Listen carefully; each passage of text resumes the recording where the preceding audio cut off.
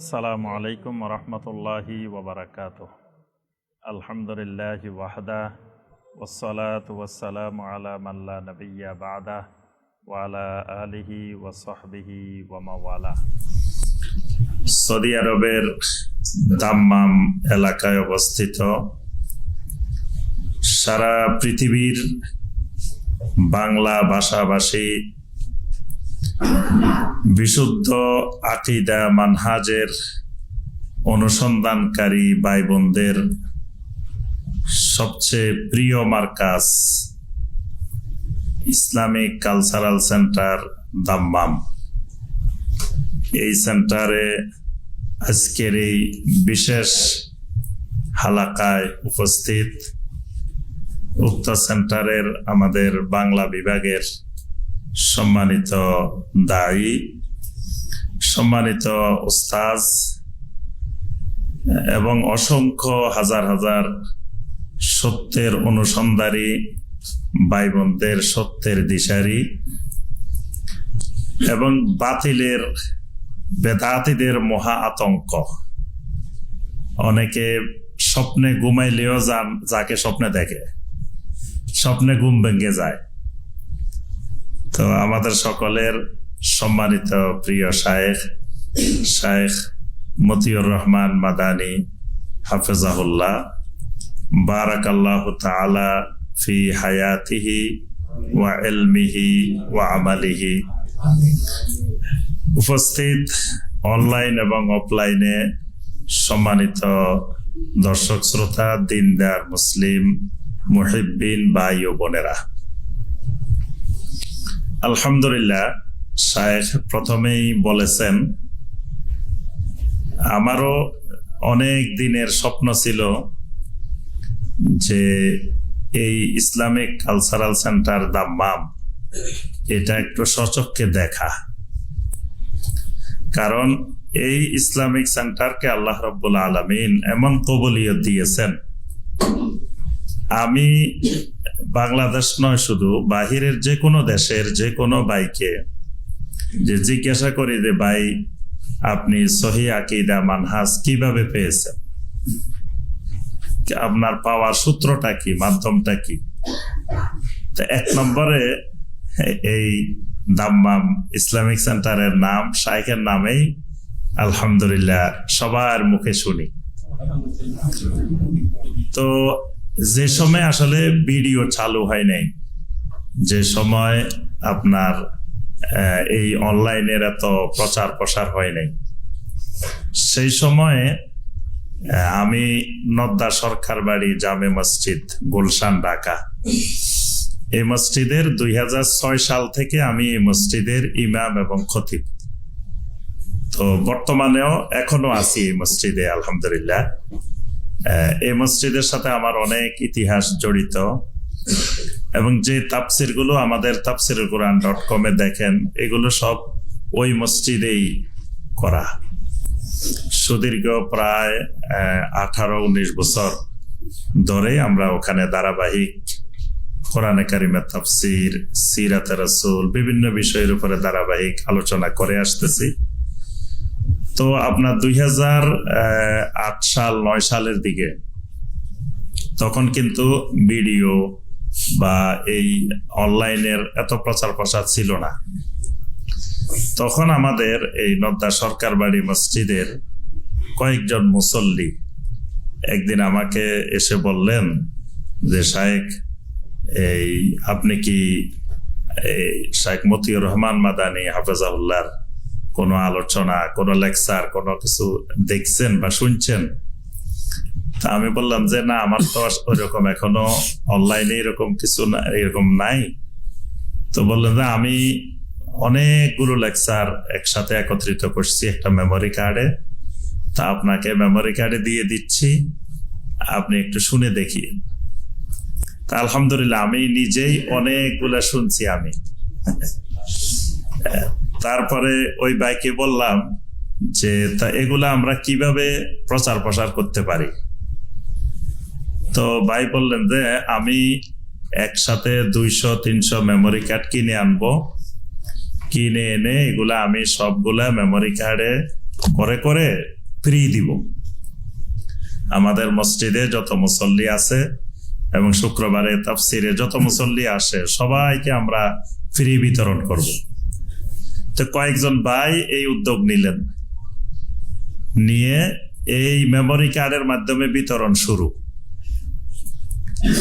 তারপরে সিডি বাইর হইলো, এবার সিডিতে এক সিডিতে অনেকগুলোকে একত্রে করে বিতরণ শুরু। আলহামদুলিল্লাহ বাংলা ভাষাভাষীদের কাছে দাওয়াত পৌঁছানোর জন্য আলহামদুলিল্লাহ আল্লাহ পাক আমাদেরকে এক বড় নিয়ামত দিয়ে দিয়েছেন হাতে হাতে। এইটার মাধ্যমে আমরা আলহামদুলিল্লাহ ব্যাপক দাওয়াতি কাজ করেছি। তো ওই সময় থেকে মানে আমার স্বপ্ন যে একদিন ইসলামিক কালচারাল সেন্টার দাম্মামটা দেখা। আরেকটা হলো যারা আহলুল বেদাহ, তো তাদের কাছে সবসময় কথা হলো এসি রুমে বসে বসে দাম্মাম থেকে লেকচার দেন, ময়দানে আসি দেখো এসি রুমে না দিয়ে। তা আলহামদুলিল্লাহ ময়দানের চেয়ে এই এসি রুমে যে হাজার হাজার মানুষের আকীদা মানহাজ পরিবর্তন হয়েছে, তো ওই এসি রুমটা তো দেখা দরকার। আলহামদুলিল্লাহ আজকে ওই এসি রুম আল্লাহ পাক দেখাইছেন। ওই এসি রুমে আপনাদের সাথে একত্রিত হওয়ার আল্লাহ পাক তৌফিক দিয়েছেন আলহামদুলিল্লাহ। তো শাইখ প্রথমে বলছেন যে আমরা আসলে জন্মগতভাবে বা মাদ্রাসায় পড়াশোনাকালীন লেখাপড়াকালীন অন্য মানহাজের আমরা অন্য চিন্তাধারা ছিলাম, এই মানহাজের দাওয়াতও পাই নেই, আমরা বুঝিও নেই। পরবর্তীতে আলহামদুলিল্লাহ আস্তে আস্তে বোঝার পরে যখন যেটা বুঝতে পেরেছি যে এটাই হক, এটাই সঠিক, সেটাকে মেনে নিয়েছি এবং মেনে নিয়ে এটাকে আরো গভীরভাবে জানার বোঝার চেষ্টা করেছি। তো আলহামদুলিল্লাহ আগে সত্য অনুসন্ধানের জন্য, হক সন্ধানের জন্য অনেক জায়গায় গিয়েছি, সে তথ্য আপনারা জানেন। এই জন্য শাইখ বলছেন যে মানে ওই রাস্তাগুলো সম্পর্কে আমার অনেক কিছু জানা আছে যেগুলো অনেকেরই জানা নাই। কারণ ওই গলিগুলা আল্লাহ সুবহানাহু ওয়া তাআলা কোরআনে কারিমে সিরাতে মুস্তাকিমকে এক বচন ব্যবহার করছেন, ওয়া আন্না হাযা সিরাতি মুস্তাকিমান ফাত্তাবিউহু।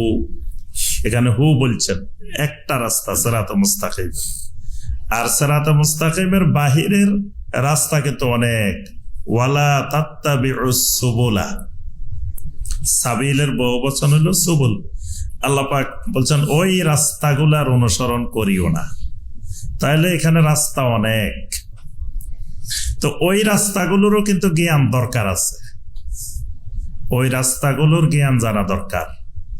হুযায়ফা ইবনুল ইয়ামান রাদিয়াল্লাহু তাআলা আনহু বলেন, কানান নাসু ইয়াসআলুনা রাসূলুল্লাহি সাল্লাল্লাহু আলাইহি ওয়াসাল্লাম আনিল খায়র। আমি দেখতাম লোকেরা এসে রাসূলুল্লাহ সাল্লাল্লাহু আলাইহি ওয়াসাল্লামের কাছে কল্যাণকর জিনিসগুলো, ভালো জিনিসগুলো সম্পর্কে জানতে চাইতেন, কিন্তু ওয়া কুনতু আসআলুহু আনিশ শাররি। আমি হুযায়ফা ইবনুল ইয়ামান আমি সবসময় মন্দ জিনিসগুলো সম্পর্কে, খারাপ জিনিসগুলো সম্পর্কে নবী সাল্লাল্লাহু আলাইহি ওয়াসাল্লামের কাছে প্রশ্ন করতাম। কেন? মাখাফাতা আন ইউদরিকানি, যে এই আশঙ্কায় যাতে আমাকে খারাপ জিনিসগুলো পেয়ে না বসে, এগুলো যাতে আমার অজান্তে আমার মধ্যে না আসে। তাহলে খারাপ রাস্তা না চিনলে কিন্তু আপনি সঠিক রাস্তার উপরে ইস্তেকামত থাকা কঠিন। এজন্য আমি সবসময় মাহফিলে গেলে, প্রোগ্রামে গেলে বলি যে প্রথমে গিয়ে আমরা মানুষকে জিজ্ঞাসা করি যে ভাই, তো রাত্রে তো প্রোগ্রাম শেষে আমাকে যাওয়া লাগবে, তো এখান দিয়ে যাওয়ার সময় রাস্তা কোনটা ভালো কোনটা খারাপ, মানে কোন রাস্তায় চোর ডাকাত আছে আর কোন রাস্তায় চোর ডাকাত নাই, নিরাপদ রাস্তা কোনটা আর চোর ডাকাতের রাস্তা কোনটা। আমাকে একবার ডাকাতে ধরছিল মাহফিল থেকে আসার সময়। এরপর থেকে আর ওই ভিতরের রাস্তায় রাত্রে ঢুকি না করো, অনেক দূর দিয়ে ঘুরে আসি, তাও বড় রাস্তা দিয়ে আসি। এখন কিন্তু বড় রাস্তায়ও ডাকাতি হয় বর্তমানে। তো আমরা জিজ্ঞাসা করি যে ভাই কোন রাস্তা ভালো কোন রাস্তা খারাপ। তাহলে সাধারণ দেখেন দুনিয়াবি একটা জিনিস, সেখানেও আমরা ভালো রাস্তা কোনটা খারাপ রাস্তা কোনটা এটার খোঁজ খবর নিই, চিন্তা ভাবনা করে ওই রাস্তায় যাই অথবা যাই না। কিন্তু দেখা যায় আমাদের সমাজের অধিকাংশ মানুষের অভ্যাস হইল ভালো রাস্তা পাইলে আর খারাপ রাস্তার খোঁজ খবর রাখার চেষ্টা করে না। তো খারাপ রাস্তাগুলো সম্পর্কে কিন্তু জ্ঞান অর্জন করা দরকার। আমাদের সমাজে আপনার ভ্রান্ত যেই সুফি মতবাদগুলো, এগুলো কিন্তু তারা অত্যন্ত সুকৌশলে প্রচার প্রসার করে। আমাদের সমাজে সরাসরি তারা আকীদা বলে না যে এটা আকীদার জিনিস বা আপনাদের এই আকীদা থাকবে, এটা এইভাবে বলে না। কিন্তু এটাকে আকীদা নাম না দিয়েও এমন ভাবে প্রচার প্রসার করে যাতে সাধারণ মানুষ এটা গিলে ফেলে, এটা খেয়ে ফেলে। এই কারণে মানুষগুলো ভ্রান্ত আকীদার উপরে প্রতিষ্ঠিত হয়ে যায়। তো এই কারণে এই বিষয়গুলো জানা দরকার যে ওই চোরাগলিগুলো, ওই রাস্তাগুলো, যেই রাস্তাগুলো মানুষের ঈমান হরণ করে। তো আমাদের সমাজের এইরকম কিছু রাস্তা সম্পর্কে আমি আজকে সংক্ষেপে আপনাদের সামনে তুলে ধরবো। লম্বা আলোচনার সুযোগ নাই। আর আপনারা হলেন সব ইউনিভার্সিটির স্টুডেন্ট, ওস্তাদ যেমন ছাত্র তো তেমন। তো আলহামদুলিল্লাহ আপনাদের বিরাট সৌভাগ্যের ব্যাপার যে আপনারা আলহামদুলিল্লাহ এরকম ওস্তাদ পেয়েছেন।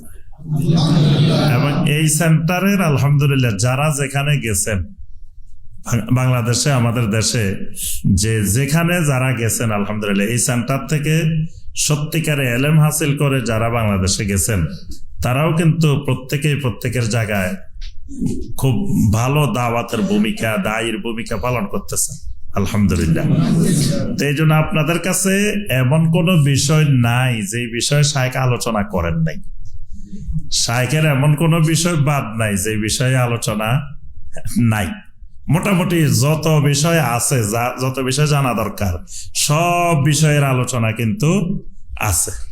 এমনকি আমাদের দেশের সেই বাতিল ফেরকাগুলোর একেবারে বই ধরে ধরে, লাইন ধরে ধরে কোন কোন জায়গায় কি কি সমস্যা, কোন কোন জায়গায় আকীদা গন্ডগোল, এই সব কিন্তু চিহ্নিত করা আছে। শায়েখে ধরে ধরে আপনাদেরকে এখানে আলোচনা করে দিছে আলহামদুলিল্লাহ।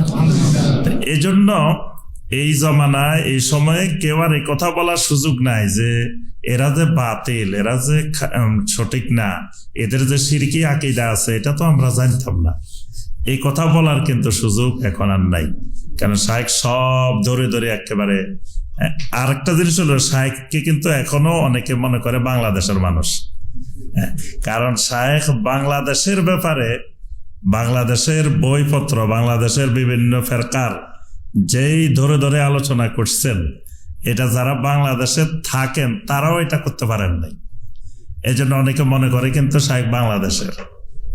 তা আলহামদুলিল্লাহ, তা আপনারা হইলেন বলতে গেলে ইউনিভার্সিটি লেভেলের স্টুডেন্ট। আমরা ওই যে মাহফিলে গেলে আমি বলি যে এখানে হলো প্রাইমারি লেভেলের, এখানে হলো হাই স্কুল লেভেলের, এখানে কলেজ লেভেলের। তাহলে যেই লেভেলের ওই আলোচনা করতে হবে। কারণ প্রাইমারি লেভেলে যাই যদি আমি ইউনিভার্সিটি লেভেলের আলোচনা শুরু করি তাহলে তো তারা বুঝবে না। তো এই সেন্টারের যারা স্টুডেন্ট এরা কিন্তু ইউনিভার্সিটির স্টুডেন্ট। এরা primary, high school, college level পার হয়ে ইউনিভার্সিটি লেভেলের। তো আমি এই জন্য আর বেশি কিছু আলোচনা করার নাই, শুধু ওই কয়েকটা ভ্রান্ত আকীদা, বাতিল আকীদার সংক্ষেপে আলোচনা করেই শেষ করবো ইনশাআল্লাহ। একটা বাতিল আকীদা আছে এবং যেটা দিন দিন আমাদের সমাজে প্রচার প্রসার হচ্ছে, সেটা হলো আমাদের সমাজে এটার নাম দিয়েছে মেডিটেশন। মেডিটেশন ছিলেন তো মানে চুপচাপ বসে বসে ধ্যান করা। এটা দেখছেন না? আমি একদিন একটা কলেজ পরিদর্শনে গিয়েছি আপনার বরিশাল। তো বরিশালের সম্ভবত উজিরপুর বা এরকম কোন এক থানায়। তো যাই দেখি মানে কলেজের ক্লাস শুরু হবে 10টায়, তো 9টা থেকে 10টা 1 ঘন্টা পুরা কলেজের এরিয়ার মধ্যে কোনো কথাবার্তা নাই, সব চুপচাপ। মানে ছাত্ররা রুমে রুমে, শিক্ষকরা শিক্ষকদের রুমে, যিনি যেখানে আছেন নীরব নিস্তব্ধ হয়ে ধ্যান করতেছে। তো এই দৃশ্য আমি আর কোথাও দেখিনি, প্রথম ওখানে দেখছি। তো পরে আমি প্রিন্সিপালের সাথে কথা বললাম যে এইটা কি ক্লাস করাইলেন 1 ঘন্টা, এইভাবে সব চুপচাপ বসে আছে। তো বললেন যে এটা হলো আপনার আমাদের দেশে যে কোয়ান্টাম মেথড নাম শুনছেন না? এখন অনেকগুলো মেথড আছে, খালি কোয়ান্টাম মেথড না, কোয়ান্টাম মেথডের বাইরেও আরো অনেক মেথড বের হয়েছে। এবং কোয়ান্টাম মেথডের যিনি প্রধান আবিষ্কারক উনি হলো গুরুজি। ওনার নাম হলো, নামের সাথে গুরুজি আছে। গুরুজি আবার কি করছে, কোরআনে কারিমের অনুবাদও লিখে ফেলছে। কোয়ান্টাম মেথডের কিন্তু কোরআনের অনুবাদ আছে, এবং কোরআনে কারিমের এই অনুবাদ সব জায়গায় তারা মানে ছড়াই দিছে, সব বিভিন্ন জায়গায় তার এই অনুবাদ। এবং শিক্ষিত মানুষের মধ্যে তারা এই অনুবাদগুলোর বেশি প্রচার প্রসার করে। তারপরে তাদের এলাকায় এমন মহিলা কর্মী আছে, এমন পুরুষ কর্মী আছে, রাত দিন এই মেথডের পিছনে কাজ করে। এবং অনেকের পরিবারে অনেক স্বামীরা আমার কাছে অভিযোগ করছেন যে মহিলারা সারাদিন বাড়িতে থাকে না, সকালবেলা বের হয়ে যায় এবং কতগুলো ব্যাংক আছে, মাটির ব্যাংক, এই ব্যাংকগুলো বাড়িতে দিয়ে আসে, আবার টাকা কালেকশন করে, আবার এদের কোরআন প্রচার করে, বিভিন্ন জিনিস প্রচার প্রসার করে, আর দীর্ঘ সময় খালি ধ্যানে বসে থাকে। তো এই একটা হলো এই কোয়ান্টাম মেথডের ধ্যান। আরেকটা হলো আমাদের দেশের যারা সুফি আকীদায় বিশ্বাসী, তাসাউফের নামে যারা বিভিন্ন ধরনের ভ্রান্ত আকীদা আমলে বিশ্বাসী, তারাও এটাকে মোরাকাবা নাম দিয়ে যে প্রত্যেককে ধ্যান করায়। এই যে ধ্যানটা, এটা কিন্তু ইসলামের কোনো বিষয় নয়, এটা অমুসলিমদের জিনিস। গৌতম বুদ্ধ দীর্ঘ সময় ধ্যান করছে, ধ্যান করে নাকি সে মানে এই দর্শন, এই ফিলোসফি আবিষ্কার করছে। তারপরে হিন্দুদের শ্রীকৃষ্ণ দীর্ঘ সময় আপনার ধ্যান করছে, ধ্যান করে এটা পাইছে। তারপরে মানে বিধর্মীদের, বিজাতিদের যত বড় বড় সাধু আছে, সন্ন্যাসী আছে বা বিভিন্ন ধর্মগুরু আছে, এরা সবাই এই ধ্যান করে নাকি এটা লাভ করছে। তো এখন মুসলিমদের মধ্যেও এই কেউ মোরাকাবার নামে, কেউ মেডিটেশনের নামে, কেউ বিভিন্ন নামে এই ধ্যান করে, এবং ধ্যান করার দ্বারা তারা নাকি মানসিক প্রশান্তি পায়, তারপরে এটা পায়, এবং ধ্যানের মাধ্যমে অনেকের আস্তে আস্তে কাশফ খুলে যায়। কাশফ বুঝেন না? সুফিবাদের একটি গুরুত্বপূর্ণ বিষয় হলো কাশফ। কাশফ হলো মানে তার শরীরের মধ্যে 10টা লতিফা আছে। সুফিবাদের তত্ত্ব হলো যে একজন মানুষের শরীরে আপনার লতিফা থাকে 10টা। তো একটা কামাল মাদ্রাসার প্রিন্সিপাল, তো এক ইউনিভার্সিটিতে প্রতি শুক্রবারে পার্ট টাইম ক্লাস নেয়। তো ক্লাস নিতে গিয়ে ওই প্রিন্সিপাল সাহেব ছাত্রদেরকে লতিফা শিখায়। মানে এশিয়ান ইউনিভার্সিটিতে উনি পার্ট টাইম ক্লাস নেয় শুক্রবারে। তো ছাত্রদেরকে শিখায় হলো লতিফা, যে মানুষের শরীরে 10টা লতিফা আছে। আচ্ছা, তো লতিফার জিকির, লতিফার আমল এগুলো শিখায়। তো একজন আমাকে বলছে যে উনি আবার সৌদি আরব লেখাপড়া করছে ওই প্রিন্সিপাল সাহেব। তো এশিয়ান ইউনিভার্সিটিতে গিয়ে লতিফা শিখায় ছাত্রদেরকে। তো পরে একদিন হঠাৎ করে কোনো এক কারণে এক মসজিদের খতিব নিয়োগ দিবে, উত্তরা 13 নম্বর সেক্টর মসজিদের খতিব নিয়োগ দিবে। আমি উত্তরা 11 নম্বর সেক্টর মসজিদের খতিব। তো 13 নম্বর সেক্টরে খতিব নিয়োগ দিবে। তো এখন যিনি মসজিদের সভাপতি উনি একজন সাবেক সচিব। তো উনি ইন্টারভিউ বোর্ডে আমাকে প্রধান বানায় ইন্টারভিউ বোর্ড গঠন করছে যে খতিব নিয়োগ দেওয়ার জন্য। তা এখন ওখানে আপনার প্রায় 65 জন বাছাই করে খতিবের জন্য ইন্টারভিউ ডাকছে। তো ওই প্রিন্সিপাল সাহেব ওই জায়গায় খতিবের জন্য ইন্টারভিউ দিতে আসছে। তো আমি মনে করলাম যে আজকে খতিব সাহেবকে, প্রিন্সিপাল সাহেবকে জিজ্ঞাসা করা দরকার যে উনি লতিফা এগুলা পাইছে কোথায়, কোরআন হাদিসে আছে কিনা। আরো ইন্টারভিউ পড়ে আরো 10-12 জন ছিলেন। তো ওই প্রিন্সিপাল সাহেবকে আমি ওখানে জিজ্ঞাসা করলাম যে এই যে 10টা লতিফা, এই লতিফাগুলো কোরআন হাদিসে কোথাও আছে কিনা, বা এই সম্পর্কে আপনি একটু কোরআন সুন্নাহর দৃষ্টিভঙ্গি আলোচনা করেন। তো উনি ওখানে ইন্টারভিউ বোর্ডে বলতেছেন যে না, এগুলো তো কোরআন হাদিসে কোথাও নাই। তো আমি বললাম যে কোরআন হাদিসে কোথাও নাই তো ভালো কথা, এটা ঠিক কথা বলছেন। তাহলে আর ছাত্রদেরকে যেটা কোরআন হাদিসে নাই ওই জিনিস শিখানোর পড়ানোর দরকারটা কি? এবার আর কিছু বলতেছেন না, চুপ করে আছেন। তো তাহলে যারা পড়াইতেছেন বা যারা শিখাইতেছেন তারাও জানেন যে এগুলো কোরআন হাদিসে নাই। তো এই যে 10টা লতিফা তারা আবিষ্কার করছে, একটা লতিফা হইলো কাল্ব। তারা বলে যে এখানে বাম পাশে নিচে হইলো কাল্ব, তারপরে এই পাশে হলো রূহ, এক পাশে কাল্ব, এটা একটা লতিফা। রূহ এটা একটা লতিফা। এখানে হলো স্যার, উপরে হলো স্যার, এটা একটা লতিফা। এখানে হলো খফি, এটা একটা লতিফা। মাঝখানে হলো আখফা, এটা আর একটা লতিফা। কয়টা হয়েছে?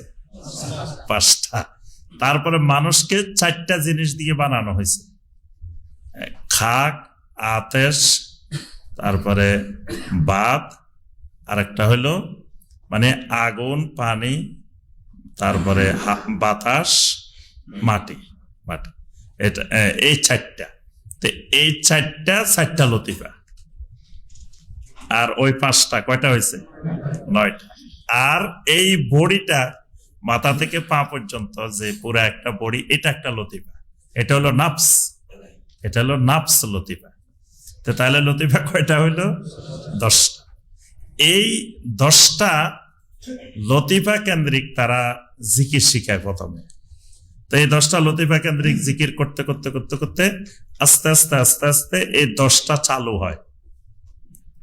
তো যখন কোনো ব্যক্তির এই 10টা লতিফা চালু হয়ে যাবে তখন তার মধ্যে কাশফ চলে আসে। তার মধ্যে আসে কি?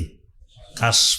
কাশফ মানে হলো এই লোকটা মানে যখন মোরাকাবায় বসবে, এটা আনছি আমরা ওই যে ধ্যানের কথা বলতে গিয়ে, যখন এবার উনি ধ্যানে বসবে, মোরাকাবায় বসবে, তখন উনি আসমান জমিনের অনেক জিনিস উনি দেখতে পাবেন এবং উনি ভবিষ্যতে কি হবে না হবে এটা উনি বলতে পারবেন। নাউজুবিল্লাহ। এই জিনিসের নাম হলো কাশফ। এটার নাম হলো কি? কাশফ। এবং দেখবেন বলে যে উনি আমাদের কাশফওয়ালা বুজুর্গ ছিলেন। উনি এত বড় আল্লাহর ওলি ছিলেন, উনি কাশফওয়ালা আল্লাহর ওলি ছিলেন।